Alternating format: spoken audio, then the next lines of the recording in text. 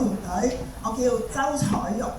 咁第一件事係好多謝公司發展部 David 邀請我上嚟分享，亦都好多謝我哋糖果團隊嘅大領導榮譽飛馬 Candy 姐俾機會我上嚟分享，係真係好多謝 Candy 姐，真係我見到我哋嘅標杆喺度。咁其實我個名叫周彩玉，咁我其實好細個咧就已經有一個夢想，就開一間美容院。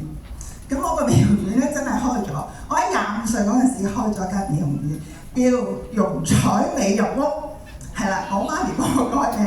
咁嗱，其實喺呢度我做咗30幾年，咁喺做美容方面咧，因為手停口停啦，好多時就係要交租啦，要請伙計啦，要找數啦，其實唔識做生意，係啦，成日都係碰壁咁樣嘅。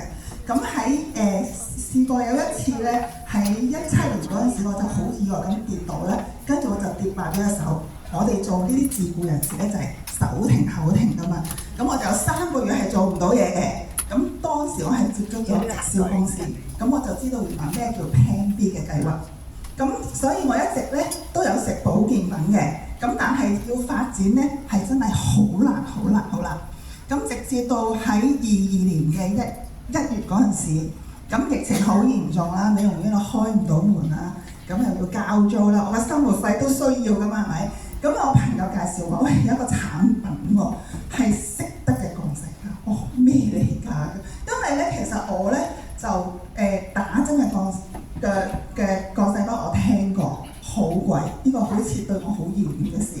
咁但係搽嘅護品咧，我覺得麻地咧，都幾貴一支嘅。咁但係食落肚嘅話，真係未聽過。咁我就當時就去咗一個私房菜，咁啊見到我哋榮譽飛馬5 Candy 姐，當時佢就好發奮咁去做。當時佢只不過係個孔雀嘅啫，但係即係佢感染到我咧，第2日就即刻加入咗呢間公司啦。咁但係我當時真係乜都唔知，我就係俾佢感染到我入嚟嘅啫。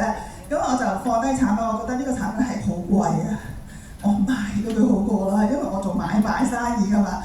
咁但係諗下，其實都係要自己食下先嘅咁樣。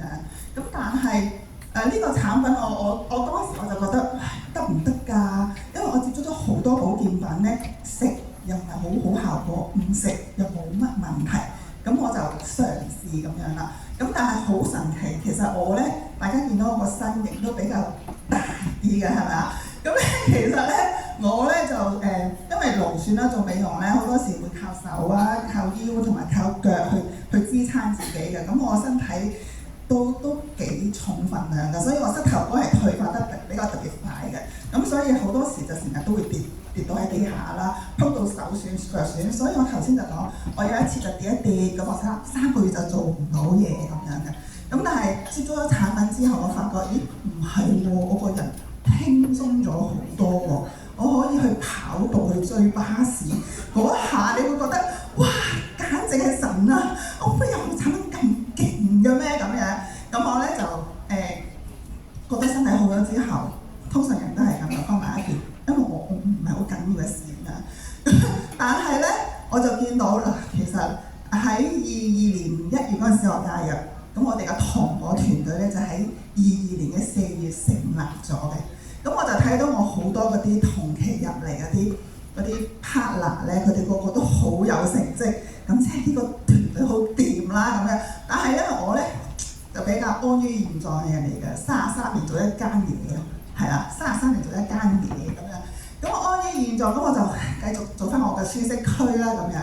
咁但係喺7月嗰陣時，23年7月嗰陣時，我就見到公司搬咗嚟呢度。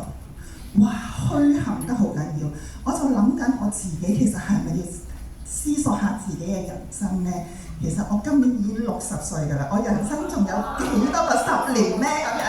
咁我諗下，係咪真係要放棄我幾廿年嗰個安全舒適區咧？咁所以喺23年10月嗰陣時，我就結束咗自己間美容院。咁喺24年1月嗰陣時，去咗新加坡嘅週年慶，哇！虛撼得好緊要，真係大開眼界。因為喺我係喺一個好舒適區嘅30幾年嘅舒適區裏邊，我係眼界好淺好淺，我只係每一日係諗緊我點樣去交租，點樣去生活。其實我係消耗緊自己嘅生命嘅嗰陣時，咁所以咧我就喺睇完呢個表揚大會週年嗰陣時，我就決定全力加入喺度發展。咁喺呢度其實都差唔多年紀啦，真正咁樣。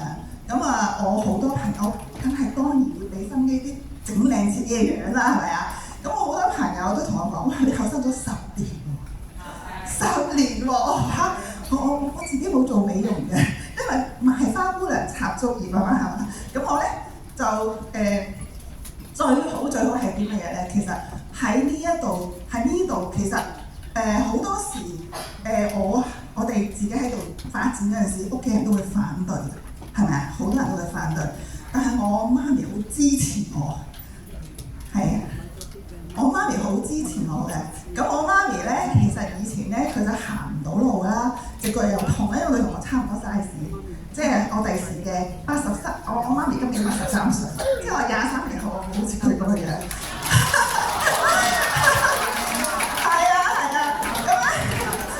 係啦，我媽咪嗰陣時咧，以前咧係啦，行唔到嘅，咁咧你叫佢食飯行樓梯，佢就鬧你㗎啦。請佢食飯都俾你鬧，都俾佢鬧咁樣，係咪啊？咁但係我發覺佢而家唔係喎，行得快過我，同佢去深圳咧食嘢咧，佢跑住咁去㗎。咁同埋咧，佢以前行唔到路嗰陣時咧，我就同屋企人商量點樣請個姐姐服侍下佢啦，因為當時我唔係同佢住嘅。咁我媽就話請姐姐，梗係唔好啦，偷晒我啲嘢。係嘛？但係而家咧，我搬咗同我媽咪一齊住。我媽咪咧係幫我照顧我隻狗仔啦，係啦，我隻狗仔18歲，照顧埋我啦，洗衫煮飯啦，係啊，仲要咧個月我同佢去旅行喎。哇！你話啦，其實最好係啲乜嘢咧？我同媽咪一齊喺度發展嘅事，有共同嘅語言啊！